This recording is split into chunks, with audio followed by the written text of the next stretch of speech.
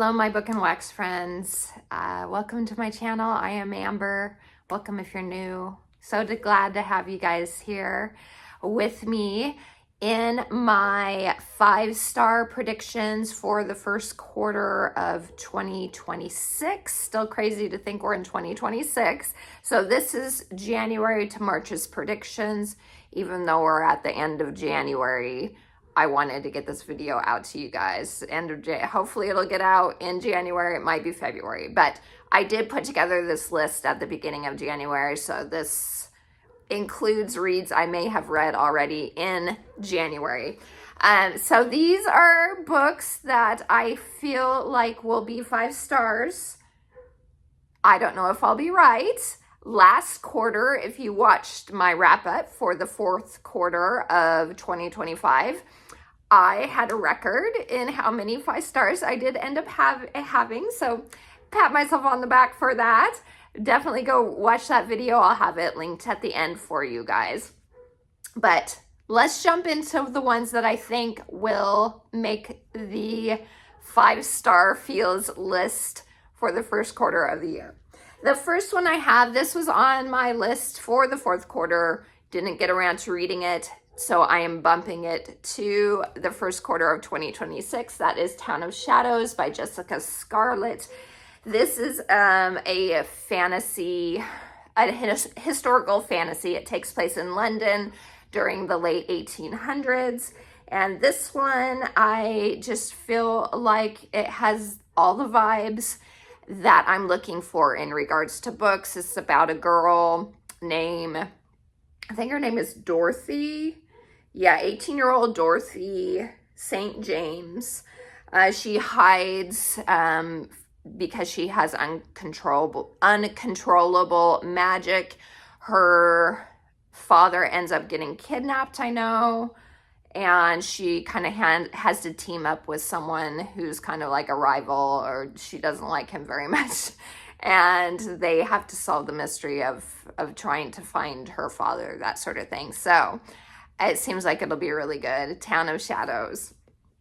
After that, I predict that this one is probably not a stretch, because the other 2 books were 5 stars.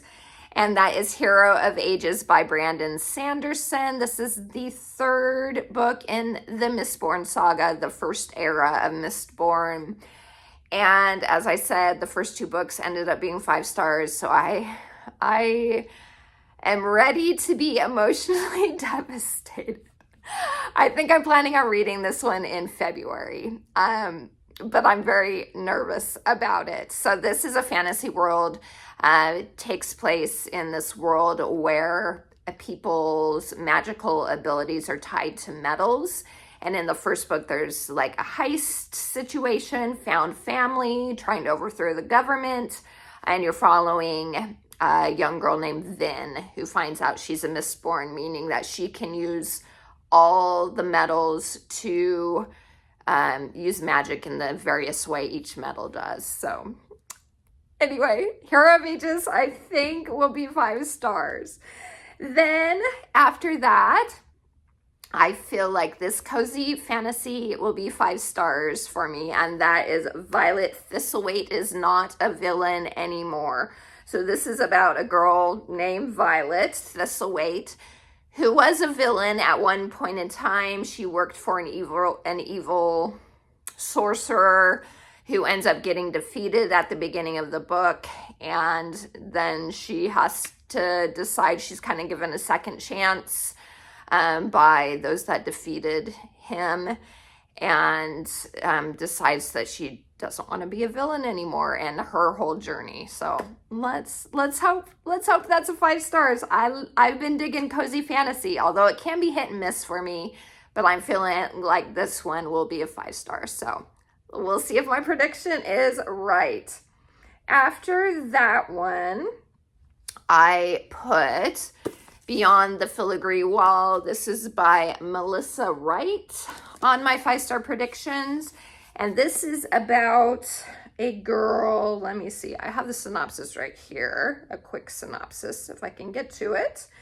It's about a girl named Lady Antonetta Ostwind, who is trying to get this position in her land called a marshal. So she's kind of like the ultimate law enforcement type of person, and ends up being opposed by this guy whose name is Gideon Alexander. And because of his objections, she has to kind of prove herself as to why she deserves the position. And they live in a land where there are fae, but this wall divides the fae from their land and protects them. And yeah, so I think it'll be 5 stars. It sounds like something that's right up my alley. So Beyond the Filigree Wall. After that one, let's see what's next, is Project Hail Mary. This is a sci-fi book on my yearly TBR for 2026. I put a couple sci-fi. I'm not normally a sci-fi reader. I enjoy watching sci-fi movies and shows, but I just don't really get into reading them. So I did want to give a couple of them a try. And this one I've heard really good things about. And in March, I know the movie comes out. So I want to read the book before the movie comes out. Now I'm kind of going into it blind because I don't want to be spoiled. But as I said, I know it's a sci-fi. I know it's about a guy that loses his memories and wakes up from whatever happened to him and realizes he has to save the world or something like that. As I said, I'm kind of going into it blind. I don't want to be spoiled. And so that's all I'm going to say about it. I don't want to look at any sort of synopsis. So that is Project Hail Mary by Andy Weir. After that, I put My Phony Valentine by Courtney Walsh on my list. This is a sweet, cute rom-com, and her book, Christmas with the Crank, ended up being a 5-star for me for the 4th quarter, and so I have high hopes for this one. So this one is said to be a sweet, clean romance about a struggling small-town chef, Poppy Hart, who pretends to date a famous hockey player, Dallas Burke, to save her failing restaurant and boost his bad boy image. So I love fake dating. It's one of my favorite tropes. And if it has Courtney Walsh's classic banter in it, I know it's going to be good and perfect for Valentine's Day. So February read for sure. So that is My Phony Valentine. And then after that is a, what would you call this? A historic romance. And that is Sense and Suitability. This is by Pepper Basham. This will be my first book I've ever read by Pepper Basham. And this is a Regency romance about a girl who is secretly an author, and she's sworn off love after being jilted by a guy named Simon Reeves, and he ends up returning needing help. So they end up kind of helping each other. I don't know if it's a fake dating or fake... Oh, it looks like it says she's going to play matchmaker for him. So they were kind of seeing each other at one point in time, and he jilted her, as far as I know. So I'm looking forward to this one. So Sense and Suitability. Then after that one, I put a classic on my list, and that is Heidi by Joanna Spyri. And Heidi is about an orphan girl who ends up going to live with her grandfather, I know, after she's orphaned. Goes to live with him in the Swiss Alps. I'm planning on reading this one during middle grade March. Oops, sorry if I knocked the tripod. And I've heard such good things. I'm surprised I've never read this one because some of my all-time favorite books are considered more of the like middle grade type of classics. Anne of Green Gables series specifically, and then Little Women, both are I think considered YA. Well, I know at least the first book in the Anne of Green Gables series, but it follows her life. So anyway, I've never read Heidi, and so I've wanted to put it on my yearly TBR, this list, and I do feel like it will be a 5-star, just because I love those other books so much. So that is Heidi. Then after that one is, let's see, another cozy fantasy by one of my favorite authors, and that is Agnes Aubert's Mystical Cat Shelter. Agnes Aubert's Mystical Cat Shelter. This is by Heather Fawcett, who wrote the Emily Wilde series, one of my favorite series in the last few years. And I think this is going to be wonderful. So this is a cozy fantasy romance about a meticulous cat shelter manager in 1920s Montreal who must team up with a chaotic, handsome, and infamous magician to save her shelter from a magical threat. So, sounds right up my alley for sure. And I just knocked, sorry you guys, I'm having issues. Okay, I think we're good. I might be a little tilted, but it's okay.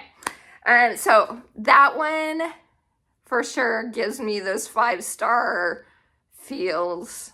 Hopefully when I read it, that will be the case. Then the last one I have, and this is from a recommendation by Books and Jams. She raved about this book a few times last year, and so I put it on my yearly TBR because she said it was so good, and that is Theo of Golden. This is by, who is this by? Alan Levy or Levi. And I know this is about an older gentleman named Theo, it says, who moves to the southern city of Golden, and anonymously buys 92 pencil portraits from a coffee shop to gift them to their subjects. So that's all I want to know. But I've heard good things. I've heard it's such a heartwarming, touching tale. I heard I may cry. That's okay. As long as it ends on a happy note, hopefully, that's okay. Anyway, so I do feel like that one will be 5 stars, and we'll see. We'll see if I'm right. So that's it, you guys. Those are all my predictions for books that I feel will be 5 stars for the first quarter of the year.